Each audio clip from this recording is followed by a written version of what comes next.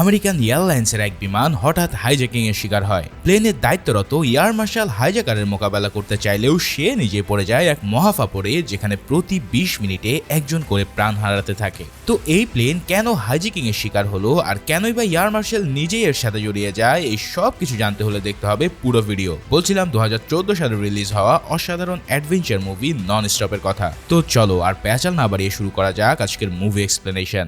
Movie শুরুতে আমরা আমেরিকার নিউ ইয়র্ক শহরের এক এয়ারপোর্টের দৃশ্য দেখতে পাই।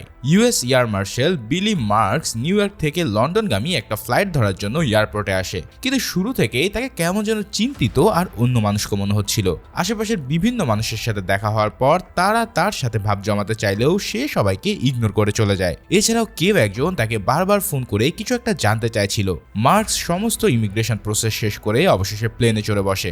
এরপর হঠাৎ এক মহিলা এসে তার পাশের সিটের ব্যক্তিকে সিটটা সুইচ করার জন্য অনুরোধ করে। সেই লোক রাজি হয়ে গেলে জেন সামার্স নামে সেই মেয়েটা মার্কসের পাশে থাকা উইন্ডো সিটে বসে পড়ে। মার্কস আর সামার্স ধীরে ধীরে একে অপরের সাথে পরিচয় হয়। এরই মধ্যে প্লেনটাও টেক অফ করে আকাশে উড়াল দেয়।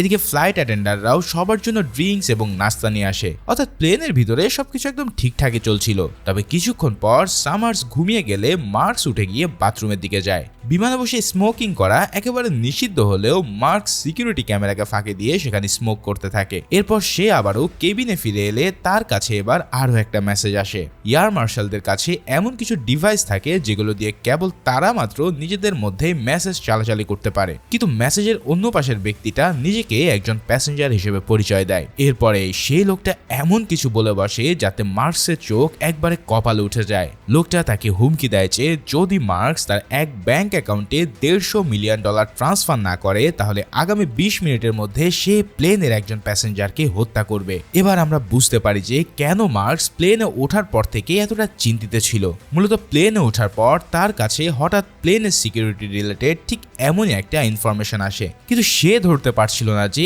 এই প্লেনে আসলে কি ঘটতে যাচ্ছে। এবার তার কাছে ব্যাপারটা পুরোপুরি ক্লিয়ার, কিন্তু সে কাউকে কিছু না বলে হঠাৎ প্লেনে থাকা তার আরেক পার্টনার জ্যাক হ্যামন্ডের কাছে চলে যায়। কারণ প্রথমে সে ভেবে নিয়েছিল যে জ্যাকই হয়তো তাদের এনক্রিপ্টেড ফোন থেকে এসব মেসেজ পাঠিয়ে তার সাথে মজা নিচ্ছে। মূলত ইউএস এয়ারফোর্স তাদের হাই সিকিউরিটি কমার্শিয়াল ফ্লাইটে সিকিউরিটি চেক করার জন্য দুজন করে এয়ার মার্শাল পাঠায়, আর এই প্লেনে মার্কস এবং জ্যাক ছিল এই দায়িত্বে। মার্কস জ্যাককে ব্যাপারটা জানানোর পর জ্যাক জানায় যে সে তার সাথে কোনো মজাই করেনি, তার মানে এই থ্রেটটা এবার একদমই রিয়াল। মার্কস তৎক্ষণাৎ ক্যাপ্টেনের সাথে দেখা করতে চাইলেও জ্যাক তাকে আটকানোর চেষ্টা করে, কারণ তার মনে হচ্ছিল যে এমন একটা সিকিউর প্লেনে কারোর চোখ ফাঁকি দিয়ে কাউকে হত্যা করাটা একেবারে অসম্ভব। অর্থাৎ সে বলতে চাইছিল যে কেউ একজন আসলে তাদের সাথে মজা নিচ্ছে। কিন্তু মার্কস তবুও পাইলটদের সাথে কথা বলার জন্য ককপিটে যায়। এবার ক্যাপ্টেনকে এই কথা জানানোর পর ক্যাপ্টেন তাকে টিএসএ অর্থাৎ ট্রান্সপোর্টেশন সিকিউরিটি অ্যাডমিনিস্ট্রেশনের সাথে যোগাযোগ করে একটা অ্যাকাউন্ট নাম্বার ট্রেস করতে বলে। মার্কস তার কাছ থেকে এই প্লেনের সমস্ত লাইভ সিসিটিভি ফুটেজ দেখার পারমিশন নেয়। এরপর মার্কস ফ্লাইট অ্যাটেন্ডেন্ট ন্যান্সিকে নিয়ে সিসিটিভি রুমের ক্যামেরা ফুটেজগুলো চেক করতে থাকে, কিন্তু সেখানে গিয়ে সে বুঝতে পারে যে ফুটেজ চেক করার জন্য তার সাথে আরও একজন ব্যক্তি দরকার। ন্যান্সি তখন আরও একজন ফ্লাইট অ্যাটেন্ডেন্টকে ডেকে আনতে বলে, কিন্তু মার্কস তার পাশের সিটে থাকা সামার্সকেই ডেকে নিয়ে আসে, কারণ প্লেনে পরিচিত হওয়ার পর থেকে তাকে তার খুব ভালো মানুষ বলে মনে হয়েছে। সামার্স কিন্তু এসবের কিছুই বুঝতে পারছিল না, তবে মার্কস তাকে অল্প কথায় সব বুঝিয়ে সিসিটিভি ফুটেজের দিকে খেয়াল করতে বলে। আসলে তার প্ল্যান ছিল যে সে এই মুহূর্তে ওই হুমকিদাতাকে মেসেজ করবে যাতে সে রিপ্লে দেয়, আর লোকটার রিপ্লে দেওয়ার সময় প্লেনে কোন কোন প্যাসেঞ্জার ফোন ব্যবহার করছে তাদের সিসিটিভিতে সিট নাম্বার নোট করে নেবে ন্যান্সি আর সামার্স। এভাবেই তারা ওই লোকগুলোকে সার্চ করে অপরাধী খুঁজে বের করতে সক্ষম হবে। সেই প্ল্যান মোতাবেক মার্কস সেই লোকটাকে টেক্সট দিয়ে বলে যে আমি তোমার সাথে কথা বলতে চাই। এবার ওই লোকটাও রিপ্লে দিয়ে দ্রুত তার দাবি করা টাকাটা ম্যানেজ করতে বলে। এই সময় প্লেনে যারা যারা ফোন ইউজ করেছিল ন্যান্সি এবং সামার্স তাদের সবার সিট নাম্বারগুলো লিখে রাখে। এর মধ্যে আবার মার্কসের কাছে টিএসএ এজেন্ট ম্যারিনেকের ফোন আসে। সে জানায় যে মার্কসের দেওয়া অ্যাকাউন্ট নাম্বারকে তার ট্রেস করতে শুরু করেছে। তবে ঠিক এই মুহূর্তেই হঠাৎ মার্কসের কাছে ওই হাইজ্যাকার আবারও মেসেজ দিয়ে জিজ্ঞেস করে যে তোমার মেয়ে অলিভিয়া কেমন আছে। এই মেসেজ দেখে মার্কস এবার ভীষণ ঘাবড়ে যায়। লোকটা তার মেয়ের নাম জানলো কি করে? এদিকে লোকটার বেঁধে দেওয়া 20 মিনিট সময়ও প্রায় শেষ হয়ে আসছে। এই অবস্থাতে সিসিটিভিতে মার্কসের পার্টনার জ্যাককেও ফোন ইউজ করতে দেখা যায়। সে হঠাৎ ফোনটা রেখে দিয়ে প্লেনের ওয়াশরুমের উদ্দেশ্যে রওনা দেয়। এই দৃশ্য দেখে মার্কস সেদিকে যেতে চাইলে জ্যাক দ্রুত ওয়াশরুমে ঢুকে দরজা বন্ধ করতে চায়, কিন্তু কিন্তু মার্কস তার সাথেও ভিতরে ঢুকে পড়তে সক্ষম হয়। এবার তাদের দুজনের মধ্যে শুরু হয় প্রচন্ড এক ধস্তাধস্তি। এক পর্যায়ে জ্যাক জানায় যে এই টাকাটা তার দরকার আর সে মার্কসকেও অর্ধেক পরিমাণের ঘুষ দেওয়ার অফার দেয়। তার মানে কি এই জ্যাকই সেই ব্ল্যাকমেলার? মার্কস তার হাত থেকে ফোন কেড়ে নেওয়ার চেষ্টা করলে ফোনটা এবার ওয়াশরুমের সিঙ্কে পড়ে যায়। এরপর আরো কিছুক্ষণ তাদের মধ্যে ব্যাপক ধস্তাধস্তি হলে দুজনেই বেশ আঘাত পায়। শেষে জ্যাক তার পিস্তল কুড়িয়ে নিয়ে মার্কসের উপরে গুলি চালাতে গেলে মার্কস আগে থেকেই তার ঘাড় মোটকে শেষ করে ফেলে, কেননা এছাড়া তার হাতে আর কোনো উপায়ও ছিল না। জ্যাককে খতম করার পর মার্কস ওয়াশরুমের দরজা লক করে দিয়ে বেরিয়ে আসে। এখন জ্যাক যেহেতু মারা গেছে তার মানে সেই ব্ল্যাকমেলারের কাহিনী হয়তো এখানেই শেষ। কিন্তু না, হঠাৎ মার্কসের ফোনে আবারও একটা মেসেজ আসে। এবার সেই লোকটা জানায় যে জ্যাকের মৃত্যুটা তারই প্ল্যান করা, অর্থাৎ ঠিক 20 মিনিটের মাথায় তার কথা অনুসারে জ্যাক মার্কসের হাতে মারা গেল। মানে বুঝতেই পারছো এই হাইজ্যাকার যে সে কোনো পাবলিক নয়, অর্থাৎ 20 মিনিট পর যে একজন লোক মারা যাওয়ার কথা সেটা সে ইতিমধ্যে করে দেখিয়েছে। এই কাণ্ড দেখে মার্কস নিজেই ভাবতে থাকে যে আমি কি হাইজ্যাকার কিনা, কিন্তু কোনো হাইজ্যাকার কেন নিজে প্লেন থেকে তার অ্যাকাউন্টে টাকা দিতে বলবে? এর উপর সে নিজেই ইউএস এয়ার মার্শাল, তাই সবাই তাকে ভালোভাবেই চেনে। এই কথাগুলো মার্কস সবাইকে বোঝানোর চেষ্টা করতে থাকে। তবুও প্লেনের পাইলট তার কাছ থেকে ব্যাজ এবং পিস্তল নিয়ে নেয়। ন্যান্সি তখন প্লেনের আরেক এয়ার মার্শাল জ্যাকের খোঁজ করছিল, কিন্তু জ্যাক যে আগেভাগেই দফা হয়ে গেছে তা তো তোমরা অলরেডি জানোই। মার্কস ন্যান্সিকে তার ডেড বডি দেখালে সে প্রচন্ড প্যানিকড হয়ে চিৎকার করতে থাকে, তবে মার্কস তাকে চুপ করিয়ে শান্ত করতে সক্ষম হয়। এরপর সে তাকে বোঝায় যে এই সব কিছুই একটা সেটআপ। তাই কিছুক্ষণ আগে সে জ্যাকের ফোনে চ্যাট পড়ে জেনেছে যে হাইজ্যাকার নিজেই তাকে ব্ল্যাকমেল করছিল, কারণ জ্যাক তার ব্রিফকেসে করে কোকেন পাচারে লিপ্ত ছিল। আর মার্কসও সেই ব্রিফকেসটা খুলে কোকেন দেখতে পায়। ওই হাইজ্যাকার জ্যাককে এমন ভাবে ব্ল্যাকমেল করে যেন সে প্যানিকড হয়ে যায়, আর যখনই সে মার্কসকে তার দিকে আসতে দেখবে তখন সে ভাববে হয়তো মার্কস তার কোকেনের কথাগুলো জেনে ফেলেছে। তাই প্রথমে সে তাকে ঘুষ দিয়ে চুপ করতে চায়, কিন্তু তাতে কাজ না হওয়ায় সে মার্কসকে মারতে গিয়ে নিজেই তার হাতে পটল তোলে। আর এটাই ছিল সেই হাইজ্যাকারের সলিড প্ল্যান। এবার জ্যাক কিন্তু তার বেঁধে দেওয়া ঠিক 20 মিনিটের সময়ের মাথায় মারা গিয়েছিল। এই হাইজ্যাকার যে কত বড় লেভেলের একজন মাস্টার মাইন্ড তা তো তোমরা এবার বুঝতেই পারছো। যদি তাকে আর 10 মিনিটের মধ্যে খোঁজা সম্ভব না হয় তাহলে প্লেনের আরো একজন যাত্রী মারা যাবে। এই ব্যাপারে মার্কস ন্যান্সির হেল্প চাইলে সে তাকে সাহায্য করতে রাজি হয়। এরপর তারা দুজনে মিলে প্লেনের স্পিকারে ঘোষণা দেয় যে সিকিউরিটি ইনফরমেশন অনুযায়ী তাদের কাছে তথ্য আছে যে প্লেনের কোনো এক প্যাসেঞ্জারের কাছে ড্রাগসের মতন ইল্লিগাল কোনো উপাদান থাকতে পারে, তাই কিছু সিটের প্যাসেঞ্জারদেরকে সিকিউরিটি চেকের মধ্যে দিয়ে যেতে হবে। এই সিটগুলো কিন্তু সামার্স এবং ন্যান্সি সিসিটিভি দেখে আগে নির্ধারণ করে রেখেছিল। এবার মার্কস একে একে তাদের সবাইকে চেক করতে থাকে। এখানে যারা তাকে চেক করতে দিচ্ছিল না সে তাদেরকে জোর করে চেক করে যাচ্ছিল। এভাবে চেকিং করতে করতে হঠাৎ এক প্যাসেঞ্জারের উপরে তার দৃষ্টি আটকায়। এই লোকটার সাথে প্লেনে ওঠার আগেও তার একবার দেখা হয়েছিল। লোকটা তাকে জানিয়েছিল যে সে নেদারল্যান্ডের আমস্টারডাম শহরে যাচ্ছে, আর সে মার্কসকেও তার গন্তব্যের কথা জিজ্ঞেস করেছিল, কিন্তু মার্কস তাকে সে সময় ইগনোর করে চলে যায়। তবে এখন এই লোকটার যদি আমস্টারডামে যাওয়ার কথা তাহলে সে লন্ডনগামী প্লেনে কি করছে? এই কাণ্ডে মার্কস পুরো সন্দেহ এবার টম বাউয়েন নামের এই লোকটার দিকে যায়। তাই মার্কস লিটারেলি তাকে টেনে নিয়ে গিয়ে প্লেনের একপাশে ঠেসে ধরে। তবে এখানে টম জানায় যে প্লেনে ওঠার আগে কেউ একজন তাকে মার্কসের গন্তব্য জানার জন্য $100 দিয়েছিল। কথায় কথায় আমস্টারডামে যাওয়ার কথাটা সে এমনিতেই বলে ফেলে, কিন্তু মার্কস তাকে কোনোভাবেই বিশ্বাস করতে চায় না। এই সময় টিএসএ এজেন্ট ম্যারিনেক তাকে ফোন দিয়ে জানায় যে টম স্রেফ একজন স্কুল টিচার, অর্থাৎ সে পুরোপুরি নির্দোষ। শুধু তাই নয়, টম ছাড়াও বাকি প্লেনের সবার হিস্ট্রিও একদম ক্লিন। শুধু মার্কস নিজেই একমাত্র সন্দেহের তালিকায় আছে, কারণ একে তো হাইজ্যাকার তার ব্যাংক অ্যাকাউন্টের নাম্বার দিয়েছিল, তার উপরে টিএসএ কিছুক্ষণ আগে জানতে পেরেছে যে মার্কসকে শুরুতেই এই প্লেনের জন্য অ্যাসাইনি করা হয়নি, বরং সে নিজেই সুপারভাইজারকে ধমকি দিয়ে নিজেকে এই প্লেনের এয়ার মার্শাল হিসেবে মোতায়েন করেছে। কিন্তু মার্কস এসব শুনে ভীষণ অবাক হয়ে যায়, কারণ এসবে সে কিছুই জানে না। ম্যারিনেক তাকে আরো জানায় যে এই মুহূর্ত থেকে সে আর ইউএস এয়ার মার্শাল নয়, অর্থাৎ তার চাকরি আজই শেষ। কিন্তু মার্কস এইসবের কেয়ার না করে নিজের কাজে ফোকাস করে, কারণ অল্প দেরি করলে প্লেনে আরো একজন লোক মারা যাবে। সে টমের হাত বেঁধে তাকে প্লেনের শেষের দিকে সিটে রেখে আসে। এরপর হঠাৎ তার কাছে আবারও ব্ল্যাকমেলারের মেসেজ আসে। তার মানে সেই ব্ল্যাকমেলারটা আসলে টম নয়, কারণ তার হাত তো বাঁধা। লোকটা তাকে মেসেজ দিয়ে বলে যে তুমি এই খেলা বন্ধ করবে। তোমাকে কে বলেছে যে আমি সির্ফ প্লেনের প্যাসেঞ্জারদেরকেই মারবো? এখন এই মেসেজ দেখে মার্কসের মাথা পুরোই ঘুরে যায়। এর মানে কি এই ব্ল্যাকমেলার প্লেনের পাইলটদেরকে টার্গেট করছে? মার্কস দ্রুত ককপিটের দিকে দৌড়ানো মাত্রই হঠাৎ প্লেন প্রচন্ড ঝাঁকুনি খেয়ে ওঠে। এই ধাক্কায় সে আর ন্যান্সি সহ প্লেনটা অনেক নিচের দিকে পড়ে যায়। পরক্ষণে উঠে দাঁড়িয়ে সে আবার ককপিটে গিয়ে দেখে যে প্লেনের পাইলট বেহুশ অবস্থায় ককপিটে পড়ে আছে। এই প্লেনে প্যাসেঞ্জার হিসেবে ডক্টর ফাহিম নামের একজন মুসলিম ডক্টর ছিল। মার্কস দ্রুত তাকে ডেকে এনে ককপিটের পাইলটকে দেখতে বলে। এই সময় হঠাৎ প্লেনের আরেক প্যাসেঞ্জার এসে পাইলটকে দেখতে চায়। এই লোকটা ছিল নিউ ইয়র্ক পুলিশ ডিপার্টমেন্টের একজন অফিসার, যার নাম ছিল অস্টিন। অস্টিন এসে মার্কসের উপরে চেঁচামেচি করতে করতে তাকে জিজ্ঞেস করতে থাকে যে এই প্লেনে আসলে হচ্ছেটা কি। এর উপর সে জোর করে ককপিটের ভিতরে ঢুকতে চায়। ঠিক তখনই মার্কস তাকে চেপে ধরে বাকি সময়টা চুপ করে সিটে বসে থাকতে বলে। অস্টিন তার সিটে ফিরে গেলে মার্কস আবারও ককপিটে চলে যায়। এবার এখানে ডক্টর ফাহিম তাকে পাইলট ডেভিডের মৃত্যুর খবর দেয়। তার শরীরে কোনো আঘাতের চিহ্ন ছিল না, অর্থাৎ তাকে হত্যা করা হয়েছে বিষ প্রয়োগ করে। মার্কস ডাক্তার ফাহিমকে বাকি প্যাসেঞ্জারের কাছে এই কথা রিভিল করতে নিষেধ করে দেয়। এরপর সে কো পাইলট কাইলকে জিজ্ঞাসাবাদ করে জানতে পারে যে গত 20 মিনিট ধরে ককপিটের ভিতরে কেউই আসেনি। অর্থাৎ মার্কসের সন্দেহ এবার কাইলের দিকে যেতে বাধ্য হয়। কিন্তু কাইল বরঞ্চ তার সঙ্গীর মৃত্যুতে আরো বেশি স্যাড হয়ে গিয়েছিল। এই অবস্থায় মার্কস তার উপরে সন্দেহ না করে তাকে প্লেন ল্যান্ডিং করা অবধি ককপিটের দরজা লক রাখতে বলে, কারণ কাইলের কিছু হয়ে গেলে এই প্লেন ওড়ানোর জন্য আর কেউই বাকি থাকবে না। এরপর মার্কস আবারও প্যাসেঞ্জারদের কেবিনে ফিরে এলে সব প্যাসেঞ্জারই তার কাছ থেকে ককপিটের অবস্থা জানতে চায়, কারণ ডক্টর ফাহিমকে ভিতরে যেতে দেখে সবাই ভেবে নিয়েছিল যে হয়তো ক্যাপ্টেনের কিছু হয়ে গেছে। কিন্তু মার্কস সবাইকে জানায় যে সিচুয়েশন এখনো কন্ট্রোলে আছে। এদিকে পাইলট মারা যাওয়ার পর তার কাছে আবারও ব্ল্যাক মিলারের মেসেজ আসে।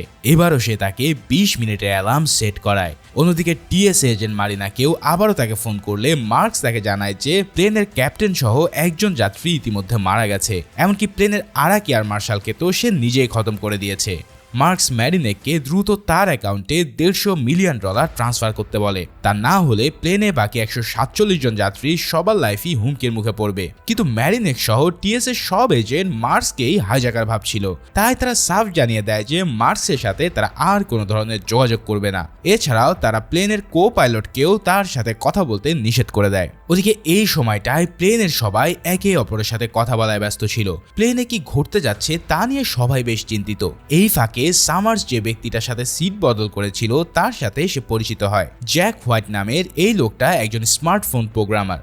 সামার্স তাকে মার্কসের সাথেও পরিচয় করিয়ে দিলে মার্কস হঠাৎ তাকে হারিয়ে যাওয়া কোনো ফোন কিভাবে উদ্ধার করা যায় সেই ব্যাপারে আলাপ করতে থাকে। হোয়াইট তখন তাকে জানায় যে সেই ফোনগুলোতে যদি কোনোভাবে ছবি আকারে একটা ভাইরাস পাঠিয়ে দেওয়া যায় তাহলে সাইলেন্ট অবস্থাতেও ফোনের রিং বাজানো সম্ভব। এই সব শুনে মার্কস দ্রুত তার পকেট থেকে একটা এনক্রিপ্টেড ফোন বের করে সমস্ত মেসেজ হোয়াইটকে দেখিয়ে পুরো ব্যাপারটা এক্সপ্লেইন করে। মার্কস সেই ব্যক্তির ফোনে ভাইরাস পাঠানোর মাধ্যমে তার ফোনের রিং বাজিয়ে তাকে খুঁজে বের করতে চায়, আর এর জন্য তার হাতে রয়েছে কেবল 8 মিনিট। এই অল্প সময় হাতে পেয়েও হোয়াইট প্রাণপণে সে ভাইরাস তৈরি করার কাজে লেগে পড়ে। অন্যদিকে মার্কস ফোনে কাইলের সাথে যোগাযোগ করে তাকে অন্তত 5 মিনিটের জন্য ফোনের নেটওয়ার্ক অন রাখতে বলে, কারণ ইতিমধ্যে টিএসএ থেকে কাইলকে প্লেনের নেটওয়ার্ক অফ করে দেওয়ার নির্দেশ দেওয়া হয়েছে। এছাড়াও প্লেনকে সবচেয়ে কাছের এয়ারপোর্টে ল্যান্ড করানোর জন্য নির্দেশ দেওয়া হয়েছে, যেটা এখনো এখান থেকে প্রায় 55 কিলোমিটার দূরের একটা আইল্যান্ডে অবস্থিত। কিন্তু নেটওয়ার্ক অফ হয়ে গেলে সেই ব্যক্তির ফোনে ছবি পাঠানো সম্ভব হবে না, তাই মার্কসের অনুরোধে কাইল 5 মিনিটের জন্য অন রাখতে রাজি হয়ে যায়। এরপর মার্কস সবার উদ্দেশ্যে ঘোষণা দেয় যে প্লেনের বিজনেস ক্যাবিন বন্ধ করে দেওয়া হয়েছে। এবার প্লেনের সব লোকেরা আর ধৈর্য ধরতে না পেরে ভীষণ চেঁচামেচি শুরু করে দেয়। মার্কস তাদেরকে অনেক বোঝানোর চেষ্টা করে ব্যর্থ হলে অবশেষে তাদেরকে লোভ দেখায় যে যদি তারা চুপ করে তার কথা শোনে তাহলে এই এয়ারলাইন্সে আগামী 1 বছরের জন্য তাদেরকে ফ্রি ট্রাভেল করার সেবা প্রদান করা হবে। আর এই কথা শোনা মাত্রই সবাই একবারে চুপ মেরে যায়। মানে মুখের কথায় কাজ না হলেও ফ্রি ট্রাভেলের লোভ দেখে ঠিকই মানুষটা মুখ বন্ধ করে দেয়। আর ততক্ষণে হোয়াইটও তার ভাইরাসটা তৈরি করে ফেলে।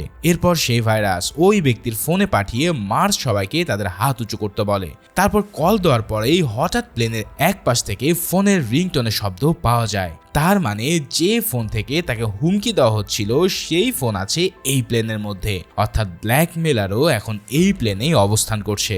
রিংটনকে ফলো করতে করতে মার্কস অবশেষে এক ব্যক্তির পকেটে একই রকমের এনক্রিপ্টেড ফোন খুঁজে পায়, কিন্তু লোকটা জানায় যে এই ফোন তার পকেটে কিভাবে এসেছে তা সে নিজেও জানে না, আর সে কোনোদিনও এই ফোনটাকে চোখেও দেখেনি। কিন্তু মার্কস তবুও তাকে টেনে নিয়ে গিয়ে ইন্টারোগেট করতে থাকে। সে বারবার তাকে জিজ্ঞেস করতে থাকে যে কেন সে মার্কসের অ্যাকাউন্টে টাকা পাঠাতে বলেছিল, কিন্তু লোকটা তাকে কোনো জবাব না দিয়ে হঠাৎ নিচে পড়ে যায়। আর এরপরেই তার মুখ দিয়ে ফেনা বের হতে থাকলে মার্কস আবারও ডাক্তার ফাহিমকে ডাক দেয়। কিন্তু যথারীতি এবারও তার ফোনের 20 মিনিটের অ্যালার্ম বেজে ওঠে এবং ডক্টর ফাহিমও লোকটাকে মৃত ঘোষণা করে। এরপর ফাহিম ফিরে এলে সেই এনওয়াইপিডি অফিসার অস্টিন সহ প্লেনের আরো কয়েকজন তাকে সত্যি বলার জন্য চাপ দেয়, যার কারণে ডক্টর এবার বলতে বাধ্য হয় যে প্লেনের পাইলট সহ এক যাত্রী এবং এয়ার মার্শাল ইতিমধ্যে মারা গেছে। এছাড়াও কিছুক্ষণ আগে প্লেনকে হার্ড টার্ন নিয়ে অন্যদিকে ঘোরানোর নির্দেশ দেওয়া হয়েছে। এবার যাত্রীরা তখন ভাবতে থাকে যে যেহেতু মার্কস একে একে লোকজনদের ধরে নিয়ে যাচ্ছে, তাই মার্কসই হয়তো এই প্লেনের কিডন্যাপার। এদিকে মার্কস আবারও ওয়াশরুমে স্মোকিং করতে গেলে সে হঠাৎ বাথরুমের একদিকে একটা ছোট্ট ছিদ্র লক্ষ্য করে। এই ছিদ্র দিয়ে ককপিট একবার স্পষ্ট দেখা যাচ্ছিল। এবার এই ছিদ্রটা দেখার পরেই তার মনে হঠাৎ একটা সন্দেহের উকি দেয়। ক্যাপ্টেন মারা যাওয়ার আগে যখন মার্কস তার সাথে কথা বলেছিল, সেই সময়টায় এক মহিলাকে বাথরুমে সে যেতে দেখেছে। এখন সে ওই মহিলার কাছে গিয়ে জানতে পারে যে মহিলার পরে বাথরুমে গিয়েছিল সামার্স। এবার মার্কস তখন তাকে গিয়ে জিজ্ঞেস করে যে সে ওই বাথরুমে কি করছিল, কারণ যে ছিদ্রটা সে বাথরুমে দেখেছে সেটা দিয়ে ক্যাপ্টেনের দিকে বিষ মাখানো কোনো সুই নিক্ষেপ করা হয়েছে। তাছাড়া সামার্স কেনই বা তারই পাশের সিট বেছে নিয়েছিল, এটার জন্য কি যাতে তার প্রতি কারো সন্দেহ না হয়? সামার্স তখন বলে যে সবাই যখন তোমার বিরুদ্ধে ছিল আমি তোমাকে সাপোর্ট দিয়েছি, আর তুমি কিনা আমাকে এখন সন্দেহ করে বসলে। সে জানায় যে অনেক বছর আগে তার হার্ট অ্যাটাক হয়ে সে প্রায় 45 মিনিটের মতো অজ্ঞান ছিল। সেই যাত্রায় সে বেঁচে গেলেও ডক্টর তাকে জানিয়েছিল যে যে কোনো মুহূর্তে এই অ্যাটাক আবারও হতে পারে। বিশেষ করে প্লেনের জার্নির মতন সিচুয়েশনে এই হার্ট অ্যাটাক হওয়ার সম্ভাবনা অনেক বেশি। তাই সামার্স সবসময় প্লেন জার্নিতে উইন্ডো সিটে বসতে চায় যাতে তার হার্ট অ্যাটাক হলে সে শান্তিতে মৃত্যুবরণ করতে পারে। এই কথাগুলো শোনার পর তার উপর থেকে মার্কসের সন্দেহ চলে যায় এবং সে তাকে সরি বলে। এরপর মার্কস তাকে ব্ল্যাকমেলারের ফোন দেখালে সে ওই ফোনটাকে আনলক করতে সক্ষম হয়। কিন্তু ফোন আনলক হওয়ার সাথে সাথেই ফোনে একটা মেসেজ ভেসে ওঠে যেখানে লেখা ছিল, তুমি আমার সামনে আর কোনো চয়েস রাখলে না। তারপরে ফোনে 30 মিনিটের একটা টাইমার ভেসে ওঠে। তার কানে এই ফোনটাতে ছিল টাইম বোমা ট্রিগার, আর সেই বোমাটা প্লেনের কোথাও রাখা আছে। মার্কস আর দেরি না করে ন্যান্সিকে আদেশ দেয় যেন সে তার প্লেনের সবার সমস্ত ব্যাগপত্র চেক করে ফেলে, আর সে নিজেও জ্যাকের ব্রিফকেসটা চেক করতে চলে যায়, কারণ তার মনে হতে থাকে যে ওই ব্রিফকেসেই বোম থাকার সম্ভাবনা সবচেয়ে বেশি। আর যখন সে ওই ব্রিফকেসের ভিতরে কোকেনের নিচে বোম দেখতে পায়, তখন তার সন্দেহই সত্য প্রমাণ হয়। এদিকে এই সময়টায় প্লেনের সবাই নিউজ চালু করে দেখতে পায় যে বাইরের দুনিয়ায় এতক্ষণে মার্কসকে টেররিস্ট হিসেবে দাবি করে তাকেই হাইজ্যাকার বানিয়ে দেওয়া হয়েছে, কেননা ব্ল্যাকমেলাররা তার ব্যাংক অ্যাকাউন্টটি ইউজ করতে চাইছিল। এই ভিডিওর মাধ্যমে প্লেনের সব প্যাসেঞ্জারও তাকে টেররিস্ট ভাবতে থাকে। তাই মার্কস প্যাসেঞ্জার ক্যাবিনে ফিরে আসার সাথে সাথেই অস্টিন সহ কিছু লোক তার উপরে অ্যাটাক করে বসে। মার্কস তার সবাইকে বেশ ভালো ফাইট দিয়ে নিজেকে ছাড়ানোর চেষ্টা করলেও অবশেষে সবাই মিলে তাকে কাবু করে ফেলে। তারা সবাই তাকে শ্বাসরোধ করে প্রায় মারতেই যাচ্ছিল, কিন্তু মার্কস কোনোভাবে বলে ওঠে যে এই প্লেনে একটা বোম আছে যেটা আধা ঘন্টার কম সময়ের মধ্যে ফেটে যাবে। এই কথা শোনার পরেই হঠাৎ টম বোয়েন মার্কসের পকেট থেকে পড়ে যাওয়া পিস্তলটা কুড়িয়ে নিয়ে সবার দিকে তাক করে তাকে ছেড়ে দিতে বলে। সবাই তাকে ছেড়ে দিলে মার্কস বলতে থাকে যে তার মেয়ে অতি অল্প বয়সে মারা গিয়েছিল, সে ডিভোর্সি হওয়ায় নিজের পার্সোনাল জীবনেও সে একা মানুষ, অথচ এর পরেও দেশের জন্য সে অনেক বছর ধরে ইউএসএ এয়ারফোর্সকে সেবা দিয়ে যাচ্ছে। আর এই প্লেনটাকে সে হাইজ্যাক না করে বরং হাইজ্যাকারের হাত থেকে বাঁচানোর চেষ্টা করছে। তার কথাগুলো শোনার পর সবাই তাকে বিশ্বাস করলেও টমও তার পিস্তল ফেরত দেয়, আর মার্কসও অস্টিনকে তার হাত খুলে দিতে বলে। এরপর অস্টিন নিজে মার্কসের কাছে এসে তার প্ল্যান জানতে চায়। মার্কস তার সামনে ন্যান্সিকে প্লেনের সব যাত্রীদের সামনে নিয়ে যাওয়ার আদেশ দেয়। এবার অস্টিনকে সে জানায় যে এক্সপ্লোসিভ প্রোটোকল অনুসারে তার প্ল্যান হচ্ছে যে প্লেনটাকে 8000 ফুট উচ্চতায় নিয়ে গিয়ে বোমাটাকে প্লেনের পিছন দিকে রেখে দেওয়া। এই উচ্চতায় প্রেসার লেভেল কম থাকায় বোমা ফাটলেও তার ইম্প্যাক্ট অনেক কম হবে। এছাড়াও প্লেনের পিছন দিকে বোমা রেখে সব যাত্রীকে সামনে নিয়ে যাওয়ার কারণে হতাহতের সম্ভাবনাও খুব কম থাকবে। যদি এই বোমাটা ডিফিউজ করা যেত তাহলে তার কোনো কথাই ছিল না, কিন্তু সেটা করা না গেলে তাদের হাতে আর কোনো উপায় নেই। এদিকে প্লেনের প্যাসেঞ্জাররা হঠাৎ তাদের দুদিকে ফাইটার জেটকে দেখতে পায়। এই জেটগুলো তাদেরকে রানওয়ে পর্যন্ত গার্ড দেওয়ার জন্যই পাঠিয়ে দেওয়া হয়েছিল। তারা আসা মাত্রই আদেশ ছাড়া কাইলকে প্লেনকে নিচে নামাতে নিষেধ করে দেয়, কিন্তু মার্কস আবার তাকে ফোন করে বলে যে বোমার ইম্প্যাক্ট কমানোর জন্য তাদেরকে 8000 ফিট উচ্চতায় যেতেই হবে। মানে কাইল পড়ে যায় এক মহাসংকটে। তবে সে পুরো ব্যাপারটা সামলে নিয়ে প্লেনটাকে নিচে নামানোর জন্য 10 মিনিটের সময় চায়। এরপর মার্কস অস্টিন সহ বেশ কয়েকজনকে ডেকে নিয়ে বোমাটা দেখায়। এই বোমাটা ছিল এক খতরনাক মিলিটারি গ্রেড বোমা। যদি বোমাটাকে বোমাটাকে ডিফিউজ করার চেষ্টা করা হয় তাহলে লিভার সরে গিয়ে সেটা অ্যাক্টিভ হয়ে যাবে, আর যদি বোমাটাকে বাইরে ফেলে দেওয়া হয় তাহলেও প্রেসার চেঞ্জ হওয়ার কারণে লিভার সরে গিয়ে সাথে সাথে বোমটা অ্যাক্টিভ হয়ে যাবে। অর্থাৎ এই বোমাটাকে কোনোভাবেই ডিফিউজ করার উপায় নেই। এখন বোমা যেহেতু ফাটবেই, তাই মার্স সবাইকে বোমার উপরে প্লেনের সব ভারী লাগেজপত্র এনে চাপা দিতে বলে। এভাবেই এই সময়ের মধ্যেই সবাই মার্সের কথা অনুযায়ী প্লেনের সব লাগেজপত্র এনে বোমার উপরে চেপে রাখতে থাকে। লাগেজ চাপা দেওয়ার কারণে এবং প্লেনকে 8000 ফিট উচ্চতা নিয়ে যাওয়ার কারণে বোমার ইম্প্যাক্ট অনেকটাই কমানো সম্ভব হবে। এদিকে টিএসএ থেকে আবারও মার্সকে ফোন দিয়ে জানানো হয় যে তার অ্যাকাউন্টে ইতিমধ্যে $150 মিলিয়ন ট্রান্সফার করে দেওয়া হয়েছে। যদি সে আর কারো ক্ষতি না করে প্লেনটাকে সেফলি ল্যান্ডিং করতে দেয় তাহলে তাকেও অ্যারেস্ট করা হবে না। অর্থাৎ তারা সবাই ভেবেছিল যে মার্সই হয়তো প্লেনটাকে হাইজ্যাক করছে, কিন্তু সে বারবার তাদেরকে বোঝানোর চেষ্টা করলেও তারা জানায় যে প্লেনের এক প্যাসেঞ্জারই একটা ভিডিও আপলোড করেছে যেখানে মার্সকে পিস্তল হাতে প্যাসেঞ্জারদেরকে টেনে নিয়ে যেতে দেখা যাচ্ছে, আর সেখান থেকেই সবাই আরো বেশি করে তাকে টেররিস্ট ভাবা শুরু করেছে। এই কথা বলার পর মার্স দেখতে পায় যে প্লেনের এক কোণে এক ছেলে তখনও ফোন ব্যবহার করে যাচ্ছিল, তাই সে দ্রুত তার কাছে গিয়ে ফোন নিয়ে দেখতে পায় যে সেই ফোন থেকেই আসলে ভিডিওটা আপলোড করা হয়েছে। এরপর হঠাৎ পাশ থেকে টম বয়েন উঠে এসে অস্টিনের দিকে পিস্তল তাক করে তাকে জিম্মি করে বসে। অস্টিন তার সাথে ধস্তাধস্তি করে তাকে কাবু করে গুলি চালাতে গেলে দেখে যে তার পিস্তলে কোনো গুলিই নেই। এই ফাঁকেই টম সিটের আড়ালে লুকিয়ে পড়ে। এবার মার্স তাকে খুঁজতে শুরু করলে অস্টিন যখন প্লেনের পিছনের দিকে যায় তখন সেখানে এবার তাকে জিম্মি করে বসে হোয়াইট। মানে এরা দুজনেই হলো এই ঘটনার মূল কালপ্রিট। হোয়াইট অস্টিনের সাথে ধস্তাধস্তি করতে গিয়ে তাকেই গুলি মেরে বসে। তারপর সে ন্যান্সিকেও জিম্মি করে তাকে ঘুষি মেরে নিচে ফেলে দেয়।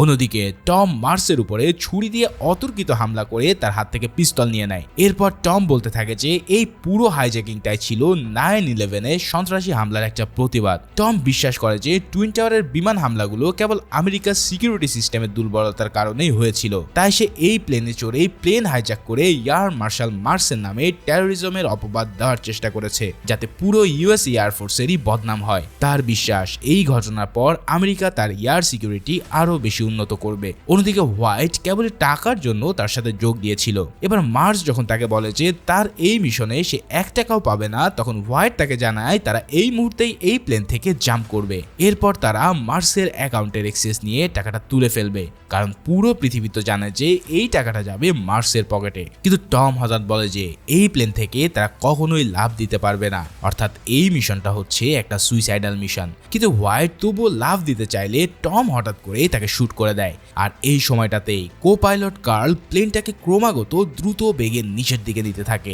এমন প্রচন্ড গতিতে প্লেন হঠাৎ নিচে নামার কারণে সমস্ত কিছু প্রচন্ড ধাক্কায় পিছনের দিকে সরে যায়। এবার যাত্রীরা সহ টম আর মার্কসও সজোরে প্লেনের ছাদে ধাক্কা খায়। প্লেনের সব জিনিসপত্র উল্টাপাল্টা হয়ে ভিতরটা একবারে লন্ডভন্ড হয়ে পড়ে। তবে ঠিক 8000 ফিট উচ্চতায় এসে কার্ল আবারও প্লেনটাকে সামনের দিকে চালাতে শুরু করে। এখন প্লেন স্টেবল হয়ে যাওয়ার কারণে একটা জিরো গ্র্যাভিটি সিচুয়েশন তৈরি হয়। এই অবস্থায় মার্সের পিস্তলটা হাওয়ায় ভেসে উঠলে সে দারুণ দক্ষতায় সেটা ক্যাচ করে ফেলে, আর তারপরে সে মারাত্মক স্টাইলে টমের কপাল বরাবর শুট করে তাকে খতম করে দেয়। সাথে সাথে প্লেনের পিছনের অংশে থাকা বোমাটাও ব্লাস্ট হয়ে পিছনের অংশটা ভীষণ ড্যামেজ হয়ে পড়ে। তবে মার্সের প্ল্যান ঠিকঠাক কাজ করায় সেই যাত্রায় সব যাত্রীরা বেঁচে যায়। এবার কার্ল প্লেনটাকে ল্যান্ড করানোর কাজে নেমে পড়ে। প্লেনের পিছনের অংশের লেজ না থাকায় প্লেনটা তার ব্যালেন্স হারিয়ে রানওয়ের উপরে ভীষণভাবে আছড়ে পড়তে থাকে। প্লেনের ইঞ্জিনগুলো ইতিমধ্যে বিকল হয়ে যায় এবং পাখাগুলো দুমড়ে মুচড়ে যেতে থাকে। তবে শেষ পর্যন্ত প্রচন্ড ঘষা খেয়েও কার্ল প্লেনটাকে সফলভাবে ল্যান্ডিং করতে সক্ষম হয়। ভাইরে ভাই, একটা প্লেনের ইমার্জেন্সি ল্যান্ডিং যে কতটা ভয়ানক হতে পারে সেটা এই সিন দেখলেই বোঝা যায়। মানে পুরোই হার্ট অ্যাটাক দেওয়ার মতন ছিল এই সিনটা। যাই হোক, প্লেনটা থামা মাত্রই প্লেনের ইমার্জেন্সি ডোরগুলো খুলে দেওয়া হয়, আর এরপর একে একে সবাই দ্রুত সেই সিঁড়ি দিয়ে নিচে নেমে আসতে থাকে। আর ঠিক এভাবে এয়ার মার্শাল বিল মার্কসের বীরত্বে সবাই সাক্ষাৎ মৃত্যুর হাত থেকে বেঁচে ফেরে, অথচ তাকেই কিনা দেওয়া হচ্ছিল টেররিস্টের তকমা। তবে এখন আমেরিকা তো বটেই, পুরো দুনিয়ার কাছেই মার্স একজন হিরো। তার বিরুদ্ধে থাকা সমস্ত নেগেটিভ ধারণাই এক মুহূর্তে দূর হয়ে যায়। এবার সেফ ল্যান্ডিং করার পর মার্কস সামার্সের কাছে গিয়ে তার পাশে থাকার জন্য তাকে ধন্যবাদ জানায়। এরপর তাদের দুজনের মধ্যে শুরু হয় এক রোমান্টিক সম্পর্ক। আর ঠিক এই অসাধারণ মুহূর্তের মধ্যে দিয়ে এই মুভিটাও এখানেই শেষ হয়। ভিডিওটা ভালো লেগে থাকলে অবশ্যই একটা লাইক, কমেন্টস ও সাবস্ক্রাইব করতে ভুলো না। দেখা হচ্ছে পরের কোনো ভিডিওতে। সেই পর্যন্ত ভালো ও সুস্থ থাকো। ধন্যবাদ।